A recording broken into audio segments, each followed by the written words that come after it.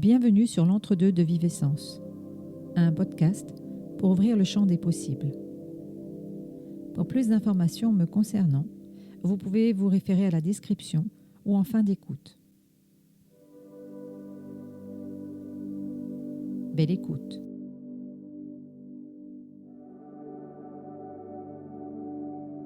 Bonjour Michel. Bonjour Nadia. Déjà, je voulais te remercier d'avoir accepté de passer ce moment avec moi parce que nous nous sommes rencontrés il y a quelques années quand je donnais mes cours de coaching à l'Université populaire de Haguenau.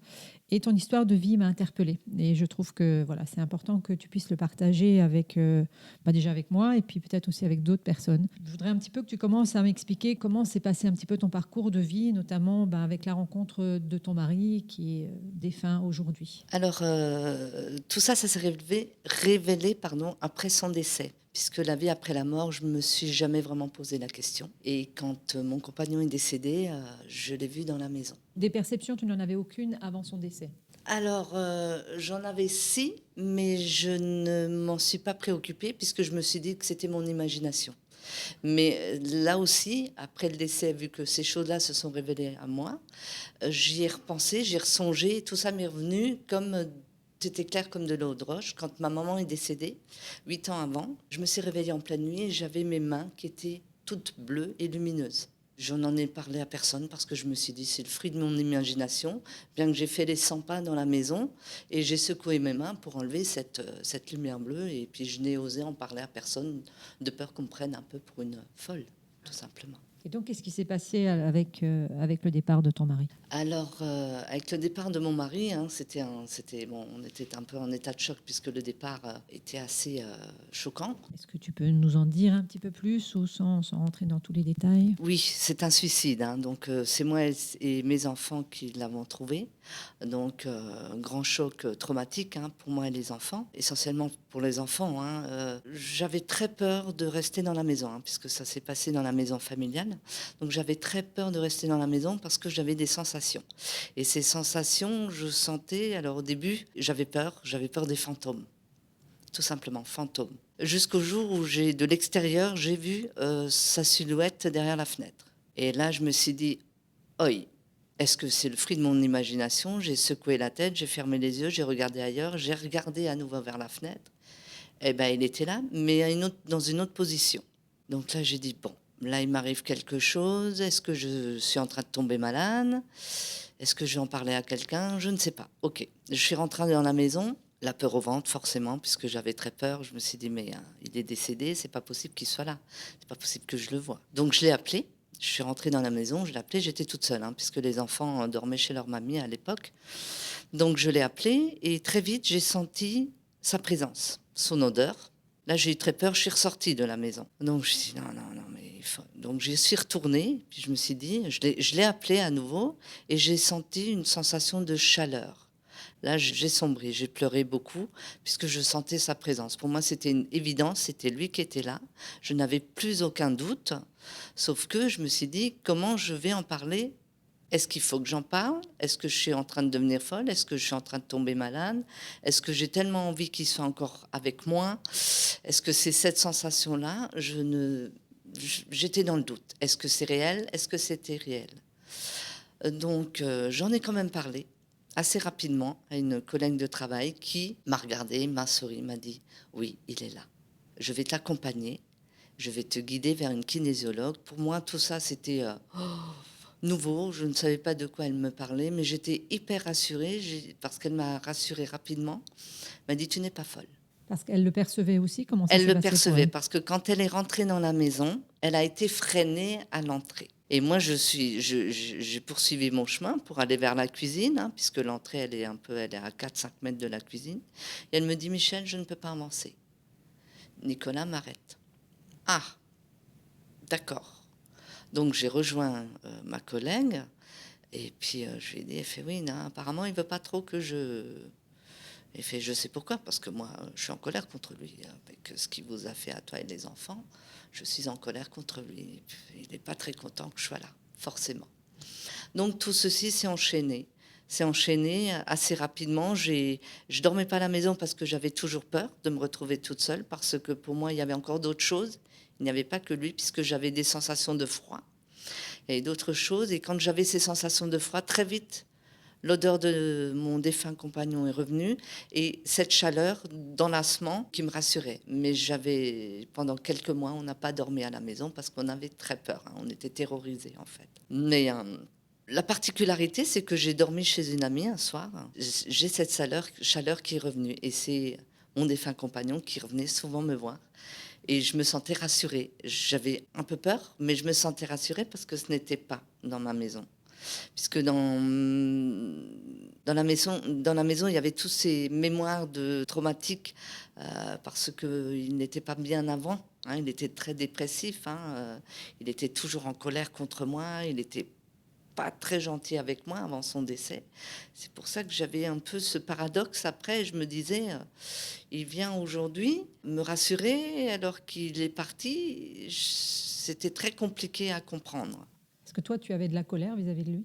Oui, parce qu'il nous a abandonnés, et il a fait du mal aux enfants. Pour moi, il a fait très mal aux enfants, et ça reste mes enfants, donc je suis maman, et je lui en ai longtemps voulu pour ça. Quel âge avaient tes enfants à l'époque? Ma fille avait 11 ans et mon fils allait sur ses 14 ans. Ma fille a mis très longtemps à s'en remettre, mon fils un peu plus parce qu'on était plus dans l'échange. Ma fille a mis 5-6 ans à s'en remettre. Et encore, on s'en remet jamais vraiment.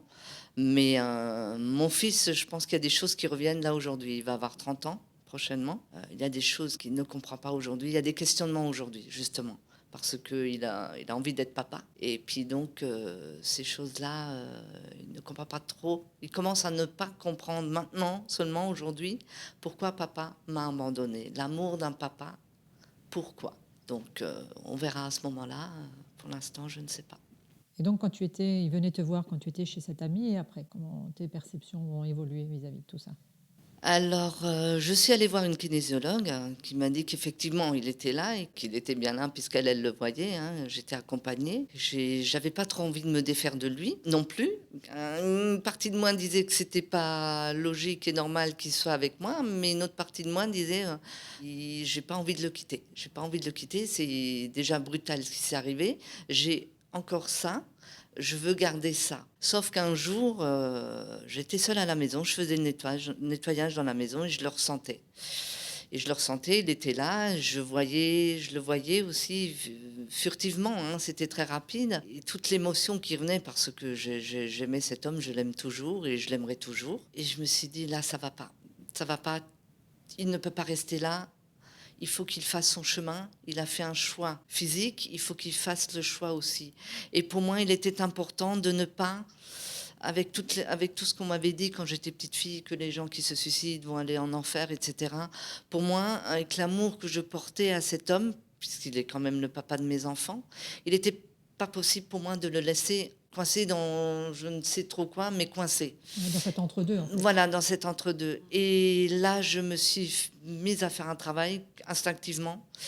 Et je lui ai dit, Nicolas, il faut que tu partes vers la lumière. Il faut que tu partes, tu ne peux plus rester là. Alors c'était dur parce que j'avais pas envie de le quitter et je savais au fond de moi que je devais faire ce travail-là pour lui, pour qu'il puisse sortir de ce entre-deux et de faire son chemin qu'il a choisi de faire parce qu'il n'est plus dans le monde physique, et de rester là, coincé, ne me faisait ni du bien à moi, ni à lui.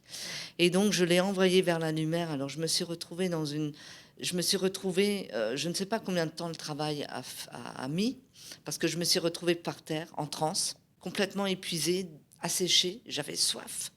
Mais il était parti. En même temps, j'étais très triste de ne plus être avec lui, puisque je sentais qu'il n'était plus là et que j'avais fait ce travail-là. Et dans un autre côté, j'étais très heureuse pour lui parce que j'avais la sensation de l'avoir aidé à sortir de tout ça, pour qu'il puisse aller faire son chemin dans l'au-delà, le chemin qu'il doit faire, et ne pas rester coincé dans quelque chose de terrible.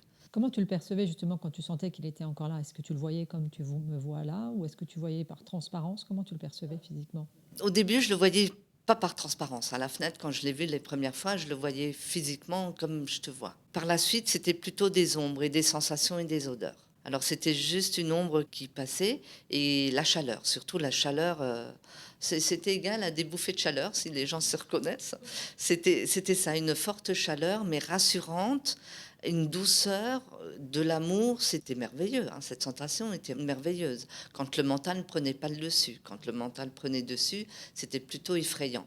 Et j'avais peur, hein. Mais quand je me laissais faire, quand j'étais rassurée, c'était très beau comme sensation. C'était merveilleux. C'était de l'amour pur, hein, de l'amour pur. Tu communiquais avec lui, tu entendais des messages ou pas du tout à ce moment-là? Non, non. À ce moment-là, pas du tout. Les messages, c'est venu plus tard. Par l'écriture automatique. On a communiqué par l'écriture automatique.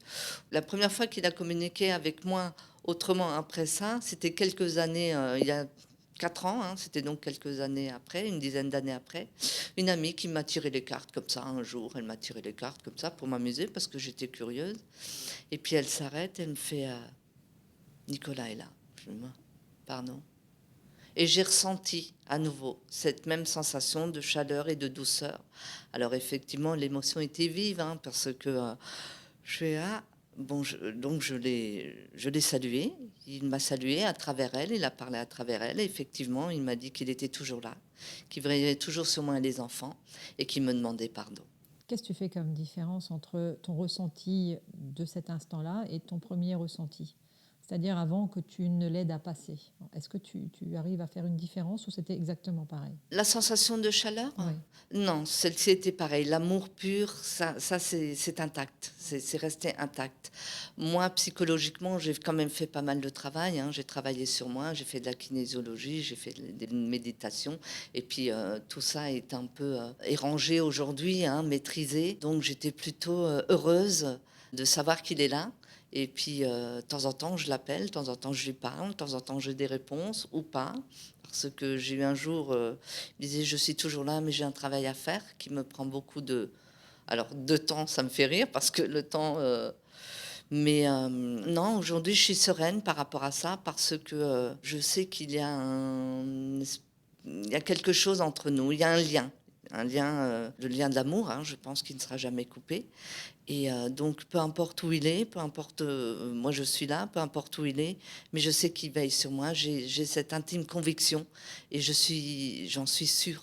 J'en suis sûre, comme je suis sûre d'être là, assise sur ma chaise, je suis sûre de sa bienveillance sur moi et les enfants et sur d'autres personnes, sûrement. Ce qui est intéressant dans ce que tu partages, et on en a un petit peu discuté tout à l'heure, c'est la vision effectivement ou les informations qu'on a par certains médiums ou d'autres personnes qui sont en lien avec l'au-delà, que souvent les personnes suicidées vont dans ce qu'on appelle plus ou moins un bas astral ou dans cet entre-deux. Et en fait, dans l'exemple que toi tu partages, il y a l'amour, cet amour puissant que tu avais, que tu as encore hein, pour lui, qui a permis en fait à cette âme d'évoluer. Et qu'est-ce qui te permet aujourd'hui, dans ce que tu as vécu, d'être sûr de toi, qu'il a pu passer sur un autre plan? Parce que le jour du travail, hein, quand j'ai effectué le travail, quand j'ai demandé de partir, je sentais le passage. Je sentais j'ai ressenti, j'ai vu aussi, mais j'ai vu de la lumière. J'ai vu, si les gens ont regardé Ghost, ça ressemblait un peu à ça, sans être aussi intensifié, pardon. À la fin, quand elle part comme ça, quand elle rejoint la lumière, quand il rejoint la lumière, c'est un peu cette sensation que j'ai eue, cette sensation de chaleur et de beauté qui part. Et aujourd'hui, je le sens. Et puis, c'est une fausse idée, ça c'est des anciennes mémoires, des fausses croyances qu'on se dit que les gens qui décèdent assez rapidement sont effectivement coincés. Ça existe malheureusement, des âmes qui restent coincées, mais l'amour fait qu'au bout d'un moment, c'est... Ce qui est important, j'ai envie de dire, justement, dans cet amour que tu es en train de partager et dans ce que tu as vécu, ça donne espoir aussi à des personnes qui ont vécu peut-être la même chose que toi, hein, qui font face à un deuil brutal ou à un deuil suite à un suicide, que quelque part de continuer à apporter de l'amour à cette entité ou à cet être et que ça peut faire des miracles en fait, parce que quelque part, ce que toi tu partages, de pouvoir aider grâce à la puissance de ton amour, de pouvoir aider ce passage, c'est un cadeau extraordinaire. Est-ce que tu penses que chaque être peut faire ça ou c'est parce que toi, tu as une capacité particulière ou qu'est-ce que tu dirais à ce sujet? Alors, moi, je ne savais pas que je l'avais. Voilà, donc ça s'est ouvert à moi, justement, tout ça, avec le décès de Nico. Voilà, il y a toujours du bien dans le mal, hein. Et je pense que tout le monde doit être capable de le faire. Après, je ne sais pas. Je ne sais pas qui peut le faire, qui ne peut pas le faire. Mais juste une petite anecdote. Quelque temps après, je me suis retrouvée sur le lieu d'un accident, en voiture bloquée par l'accident. Et paf, j'ai senti toute la peine de la personne. J'ai dit, waouh, une personne est décédée dans cet accident. Je suis rentrée chez moi. J'ai été accompagnée de cette personne, je le sentais. C'était une jeune femme. J'ai vérifié ce que je ressentais quelques jours après dans le journal officiel. Effectivement, c'est une jeune femme qui était décédée. Et je l'ai envoyée vers la lumière.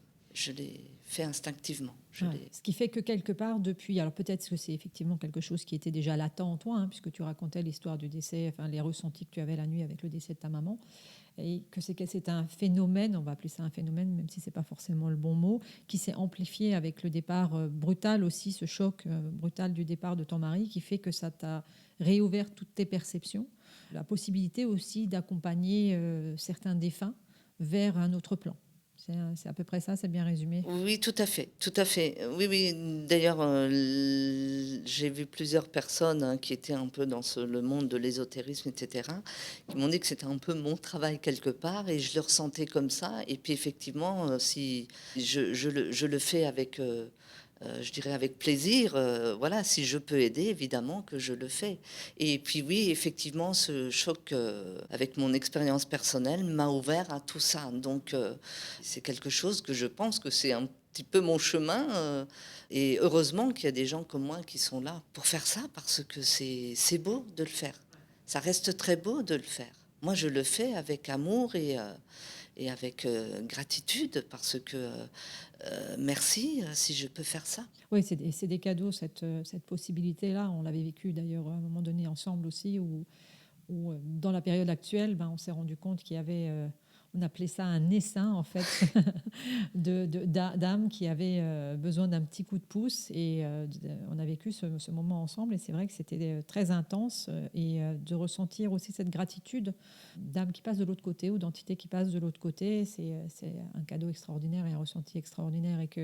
Et ça, on est complètement d'accord l'une et l'autre, c'est-à-dire que c'est pas parce qu'on ne voit plus ces êtres-là qu'on doit leur manquer de respect, et qu'il doit, voilà, justement y avoir ce respect autant pour l'après-vie que pour l'avant-vie. J'aimerais revenir encore une fois sur tes perceptions. Donc ton mari aujourd'hui est décédé il y a combien d'années? Ça va bientôt faire 16 ans. Donc il y a eu cette première partie dont tu expliquais tout à l'heure avec ce passage dans la lumière.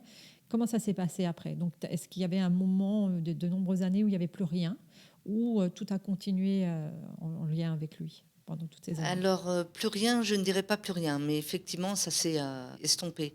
Alors, je ne sais pas. Est-ce que c'est de mon fait aussi, parce qu'il fallait que je fasse mon chemin ici et sans y penser régulièrement? Alors, j'y pense tous les jours, hein, c'est quelque chose, voilà, il faisait partie de ma vie. Il fera toujours partie de ma vie. Et j'espère qu'il fera partie de mon au-delà, parce que j'ai l'intime conviction que je vais le revoir de toute manière. Voilà.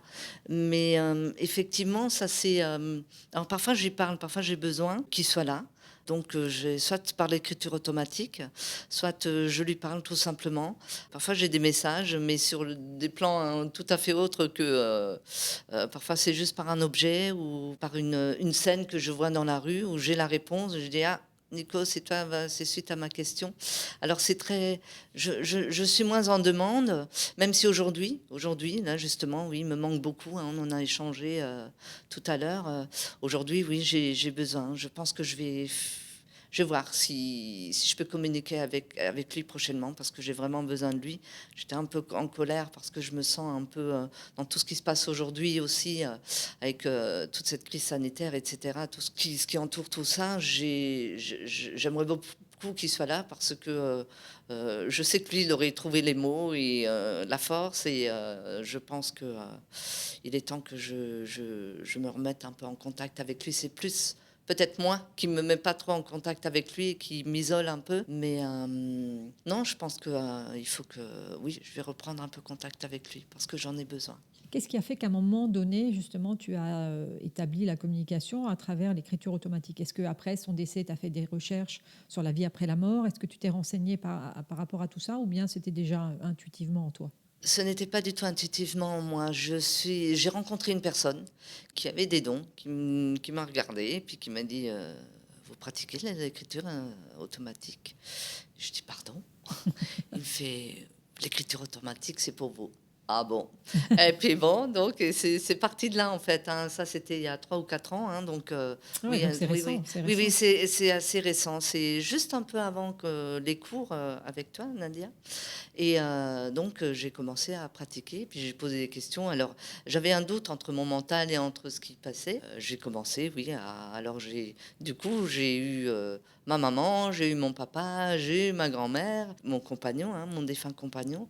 Et puis, en fait, c'est un peu entre ces 4 entités hein, de ma famille qui sont apparemment aussi mes guides, parce que ma grand-mère est là beaucoup. D'ailleurs, ma grand-mère est là, c'est peut-être une entité qui est là le plus avec moi.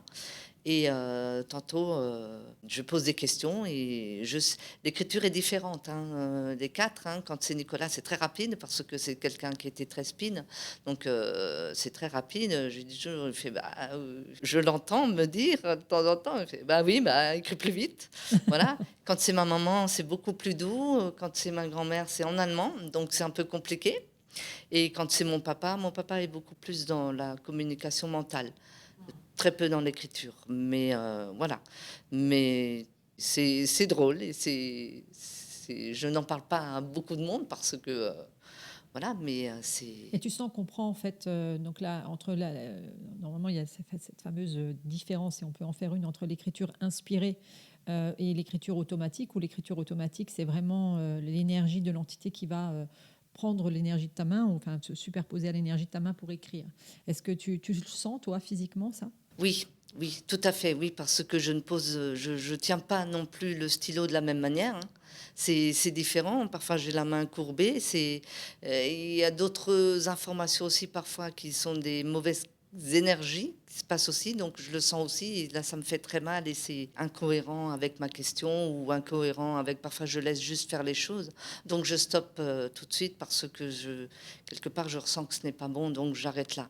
Mais effectivement, c'est une guidance. Hein, et quand le mental prend le dessus, ça s'arrête de toute manière. Il faut vraiment être disposé au calme quand même pour que le mental ne prenne pas le dessus. Parce que si le mental interfère, et ça ne fonctionne pas de la même manière. Et tu as l'impression que toi, tu es dans un état de transe quand tu le fais? Du tout, Du du tout. tout. Dans un D'accord. état de sérénité, de Ouais, calme.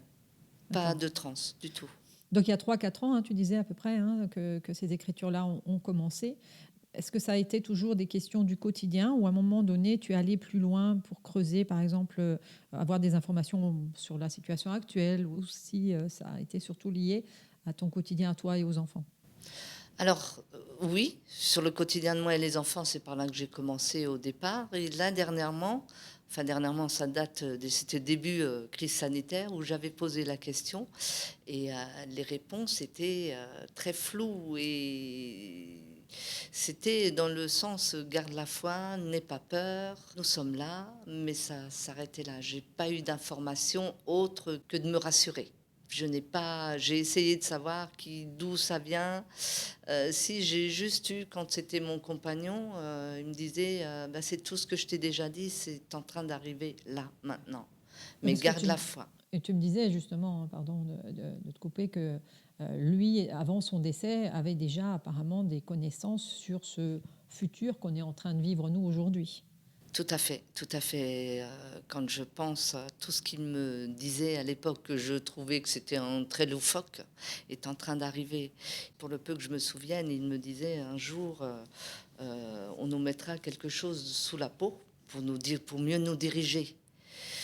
Et donc, ça tuera beaucoup de personnes et certaines personnes seront contre, d'autres non. Ça va créer des guerres civiles, ça va créer.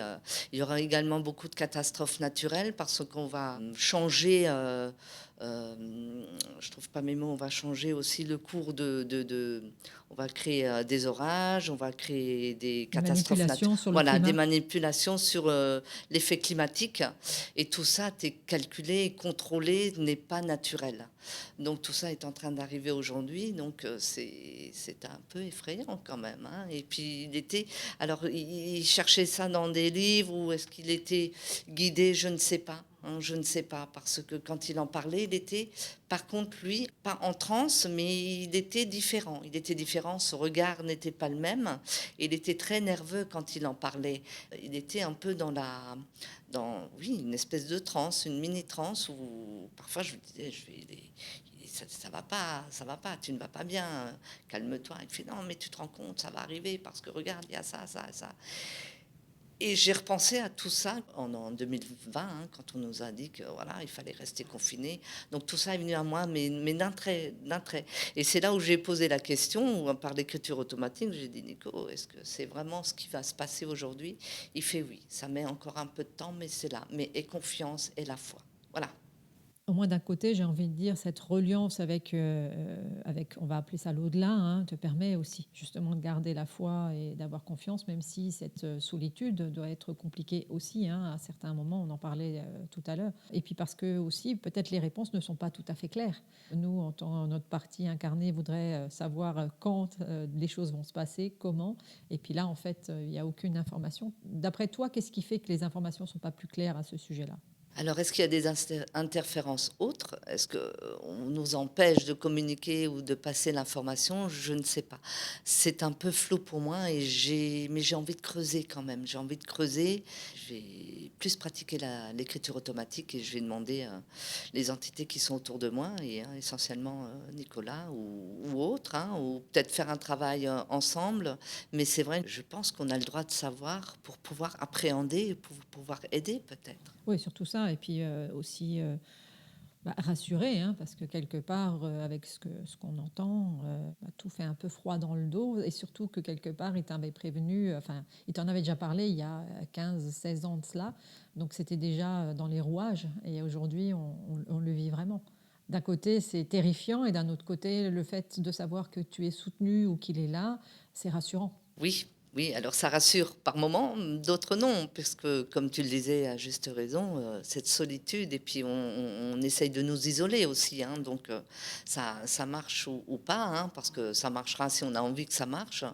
Moi, je pars toujours du principe que ça marchera pas, voilà, parce que justement, je pense qu'il faut aujourd'hui, alors j'ai cette sensation qu'on va pouvoir s'appuyer justement sur ces entités-là. Il y a des choses à faire. Il y a des choses à faire. Pour moi, rien n'est jamais perdu et je pense que l'amour gagne toujours. Et j'en ai l'intime conviction et j'en suis sûre. Et l'amour gagnera toujours et on se battra dans ce sens. Oui, c'est un peu les messages, c'est ce qu'on disait tout à l'heure, les messages que je reçois la nuit, hein, cette phrase l'amour gagne toujours ou rien n'est plus fort que l'amour. Et qu'on en discutait tout à l'heure dans notre ressenti mutuel, que les plans, en fait, le voile entre ces différents mondes, et notamment le monde des défunts, devient de plus en plus fin et nous permettent aussi par la suite, sûrement, enfin moi j'ai cette certitude-là, j'ai pas de preuve aujourd'hui, mais qu'ils vont nous aider. C'est-à-dire que tous les plans vont s'entraider. Il y aura moins cette différence-là et que eux, de l'autre côté, pourront venir aider les vivants, comme peut-être les vivants, à leur manière, pourront aider ceux qui ne sont plus faits de chair, en fait. C'est un petit peu ce vers quoi on espère en tout cas qu'il va y avoir une aide mutuelle sur tous les plans qui vont maintenant encore au-delà, hein, du monde des défunts. Aujourd'hui, dans tes perceptions, donc il y a cette écriture automatique. Qu'est-ce qu'il y a encore qui s'est ouvert d'après toi dans ta façon de communiquer avec le monde invisible? J'ai des messages mentaux. Enfin, j'ai des messages parfois quand je regarde la télé ou quand j'entends des conversations, j'ai des mots parfois qui me viennent. Et puis, oui, ou alors quand je rencontre des gens comme toi, quand je discute avec des personnes même que je ne connais pas, il y a des choses qui s'ouvrent, il y a des choses que je ressens. J'ai beaucoup de ressentis, hein, plus que des visions, j'en ai très peu, sauf quand je me balade en forêt, quand je me pose. Je sens l'énergie des arbres aussi, hein. Je peux très bien me coller à un arbre et puis me sentir grandir et sentir mes branches et le vent dans mes feuilles. C'est peut-être bizarre ce que je dis, mais ça m'est arrivé. C'est magique et c'est très beau, hein. C'est une très belle sensation. La forêt, hein, la forêt est un lieu où j'aime beaucoup. J'aime beaucoup parce que je me sens chez moi en forêt. Alors, est-ce que j'étais elfe un jour ou je ne Qui sait, qui fais sait. peut-être? Ça me plaît bien, l'idée me plaît bien, mais je me sens vraiment très bien dans la nature, essentiellement en forêt avec les arbres. J'ai une connexion avec les arbres où je me sens rassurée et sereine. Je n'ai pas peur en forêt. Je pense que même la nuit, je crois que je n'aurais pas peur en forêt. Coller à un arbre, je vais pas tenter l'expérience quand même, mais je me sens très bien et je me ressource. Je me ressource. C'est vraiment l'endroit où je peux me ressourcer, où je peux reprendre de l'énergie. Et c'est vraiment en me promenant avec ma petite boule de poil. Et quand je me promène en forêt, je peux me balader des heures. Et c'est vraiment là, mais en forêt, hein, essentiellement en forêt. S'il y a un cours d'eau, ça me va aussi. C'est vraiment là où je me ressource, hein, avec le bruit des oiseaux.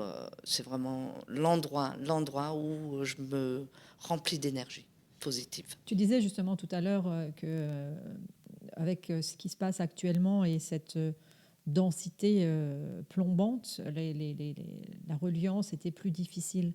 Est-ce que tu as l'impression que quand tu es justement dans la nature, c'est plus facile? Est-ce que tu pourrais plus facilement te connecter à ce moment-là? Tout à fait, parce que la lourdeur disparaît. Hmm. C'est simple, je mets le pied dans une forêt, même en passage en voiture. Je passe dans une forêt, même en voiture, ce n'est plus le même monde, ce n'est plus le même endroit. Toute cette lourdeur disparaît. C'est quelque chose que je n'explique pas, ça disparaît tout simplement. J'adore la forêt. Même en hiver, quand elle est nue, la forêt, hein, ça n'a rien à voir. Je peux me balader. Ça disparaît, il n'y a plus cette lourdeur. Et donc, quand je rentre chez moi, oui, effectivement, Alors, est-ce que c'est le mental qui est nettoyé? Est-ce que c'est un nettoyage automatique, je dirais? Peut-être, peut-être. Mais c'est vraiment la nature dans sa globalité, hein, ou alors au sommet d'une montagne, hein, quand je me balade et quand je peux monter le plus haut possible. Et puis, la vue. Ça aussi, c'est une énergie. Là aussi, je me remplis d'énergie et je ne pense à rien d'autre. Je ne pense plus à toute cette lourdeur qui peut exister, tous ces soucis, tout disparaît. Tout disparaît. C'est un reset, en fait. C'est une remise à jour. Bon, après, ça revient très vite, hein, quand on descend. Mais c'est vraiment des endroits où je me sens vraiment bien.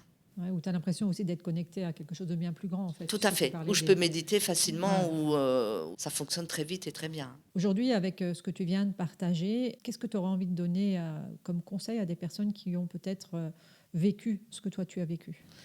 Alors il faut, il faut essayer de se retrouver, de chasser tout ce qui n'est pas bon pour soi, d'essayer d'enlever mentalement, hein, je parle mentalement, tout ce qui nous rend triste.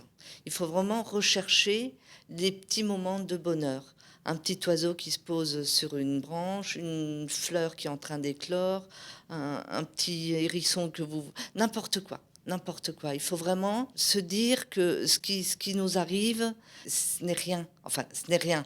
C'est arrivé, d'accord. C'est arrivé, voilà. OK. Et maintenant, je ne peux pas rester dans cette tristesse, je ne peux pas rester là-dedans. Il faut que je trouve des petits instants de bonheur, même si ça dure 30 secondes, 2 secondes, 1 seconde. Il est vraiment important et il faut sortir. Il faut sortir, il faut s'aérer, il faut choisir la nature. La nature, elle n'est pas bon que pour moi, elle est bon pour tout le monde. La nature, notre terre-mère, elle est là pour nous guérir. Elle est là pour nous guérir et il faut sortir, il faut s'aérer, il faut vraiment sortir dans la nature, en forêt ou autre, hein, ce que vous voulez, dans un pré, dans un champ, peu importe. Mais il faut courir et il faut crier si possible. Crier, parce qu'il m'arrivait d'aller en forêt, de hurler, de sortir ma douleur. J'ai mal, j'ai crié, j'ai mal. Je souffre, je suis triste. Je l'ai crié. Il faut vraiment sortir tout ça de soi. Il ne faut pas le garder en soi. C'est vraiment très important de faire ça. Même si vous n'avez pas de sensation du défunt, peu importe, ça n'a aucune importance. Mais il ne faut pas garder la tristesse en soi, il faut la sortir. Je vais prendre un terme qui est un peu choquant, il faut la vomir, votre douleur. Il faut vraiment la sortir de soi. C'est le message que je pourrais donner aujourd'hui. Plus ce que tu disais tout à l'heure, hein, cette prière, alors sans connotation religieuse, hein, mais quand tu envoyais de la lumière à ton mari aussi, cette reliance en fait d'amour, peu importe le nom qu'on lui donne, mais qui permet aussi de l'aider lui, enfin dans ce que toi tu as vécu, de t'aider toi aussi, hein, peut-être par Tout à fait. cette réciprocité entre l'amour que vous aviez l'un pour l'autre. Est-ce qu'aujourd'hui, tu conseillerais aux gens qui ont vécu ce genre de choses d'aller voir des médiums ou de demander une communication régulière? Qu'est-ce que tu penses de tout ça, de tous ces gens qui font ce genre de démarche? Alors les médiums, faut faire attention puisqu'il y a médium et médium, hein, donc c'est un peu médium, j'en ai vu un, mais quelques années après, parce qu'au début, on n'est peut-être pas prêt et ça peut perturber plus et faire de mal plus que de bien. Donc je conseillerais dans un premier temps de voir peut-être des thérapeutes. Mais des thérapeutes, moi j'ai fait pas mal de kinésiologie parce que ça m'a permis de m'apaiser, hein, de me déverrouiller des choses qui étaient... et ça soulage vraiment physiquement aussi. Oui, si vous avez besoin de voir un psychologue ou un psychiatre, allez voir, mais essayez de prendre des choses plus naturelles, plus simples, peut-être des massages, juste de se faire du bien.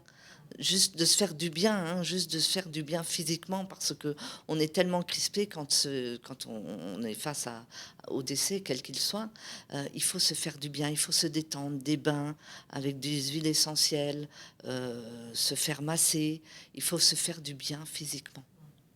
C'est essentiel. Et tu encourages la communication régulière ou en fait de laisser venir quand ça doit venir? Parce qu'il y a des personnes dans les différents lieux que j'avais visités qui étaient en lien avec la médiumnité où les personnes étaient dans une recherche de contact constant en fait avec le défunt. Alors, la recherche constante, je suis pas pour, Mm. parce que il faut que chacun fasse son chemin, qu'on ait besoin d'avoir un contact, je trouve ça sain, mais régulier peut-être, mais pas trop souvent, parce que ou alors quand on a besoin d'en parler ou d'avoir une réponse après ça dépend à quel stade de la tristesse, à quel stade La du phase de deuil. deuil. Mm. Voilà. Au début, c'est vrai qu'on a tendance à vouloir, comme moi, j'ai gardé Nicolas bien 6 mois avec moi parce que j'en avais besoin. Je ne pouvais pas me séparer de lui aussi rapidement. Donc, je pense que c'est vraiment propre à chacun de ressentir ce qu'on a besoin ou pas. Mais je conseille quand même d'estomper les contacts parce que on a besoin de guérir aussi. L'autre a besoin de guérir, mais nous aussi, en tant que le deuil a besoin de faire son chemin. Et puis de rester en contact, on ne pourra pas faire son deuil. Oui, mais toi, tu avais quand même cette conscience-là, hein, dans ce que tu partageais, que chaque âme doit poursuivre son chemin, ce que certaines personnes n'ont pas. C'est-à-dire qu'elles veulent rester en lien constant avec le défunt et elles l'empêchent aussi de faire son chemin de l'autre côté, en fait. C'est ça le souci. Il ne faut surtout pas faire ça. Il faut faire passer l'amour avant son égoïsme. Il faut faire passer l'amour de l'autre. C'est comme ça. Quand l'autre est passé au-delà, c'est que quelque chose ici n'allait plus. Quelle que soit la raison, hein, que ce soit un accident, une maladie, peu importe, c'est que son corps, voilà, c'est que l'âme devait partir. Et donc le retenir, ce n'est pas bon. Il faut qu'il puisse faire son chemin et pour qu'il puisse retrouver l'amour et la paix et la sérénité de l'autre côté, il faut l'aider. Il faut l'aider, il faut le laisser partir. C'est ça l'amour, laisser partir l'autre, tout simplement. Oui, pour que chacun effectivement puisse faire son chemin, et parce que souvent aussi ceux qui sont de l'autre côté, quand ils voient la tristesse, la douleur des personnes qui restent, des vivants qui restent, ont du mal aussi à continuer leur chemin. Donc c'est vraiment en s'aidant et puis en aidant le défunt, surtout dans un cas de suicide, hein, où il peut y avoir effectivement des traces de culpabilité, de pouvoir l'aider, aider chaque être, que ce soit le vivant ou le non incarné, à faire sa route, quoi. Oui, je rajoute une petite anecdote. J'ai eu un message un jour de mon compagnon qui me disait, si tu pleures et si tu es en colère, je ne peux pas accéder. Donc, alors c'est sûr, hein, quand on est en deuil, quand on vient de perdre un être cher, on pleure beaucoup, ce qui est normal. C'est légitime et c'est normal. Et il faut pleurer, hein, parce que ça permet de nous nettoyer aussi. Et quand on est en colère, la colère aussi fait partie du deuil, hein, plusieurs phases.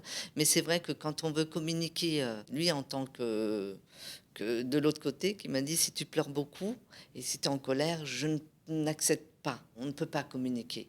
Donc c'est un message qui m'a fait passer. Alors on a le droit de pleurer, d'être en colère quand même, mais sachez que c'est quelque chose qui empêche la communication. Ouais, c'est ce qu'on avait vu un petit peu, je ne sais pas si tu te souviens, c'est de la barre des émotions en fait, que quand plus on descendait dans cette énergie des émotions, donc vers la tristesse, vers la colère, on était dans des émotions beaucoup plus basses. Et donc ça nous coupait de cette reliance à quelque chose de bien plus grand. On avait vu quand on était dans ces émotions de joie ou d'enthousiasme, plus on montait dans ces énergies-là, plus on se rapprochait de plans beaucoup plus grands. Et donc effectivement, ça explique bien ce message-là, qu'à ce moment-là, les communications peuvent être facilitées. Et que quand on est dans des émotions basses, on peut appeler basse sans jugement, la communication avec d'autres plans est beaucoup plus difficile. En tout cas, je te remercie Michel pour ce magnifique témoignage et plein d'espoir. En tout cas, écoute, peut-être qu'on refera la suite, suite à tes contacts et peut-être des informations que tu pourras transmettre à tout le monde. Donc, je te remercie de tout cœur. Avec plaisir. Merci Nadia.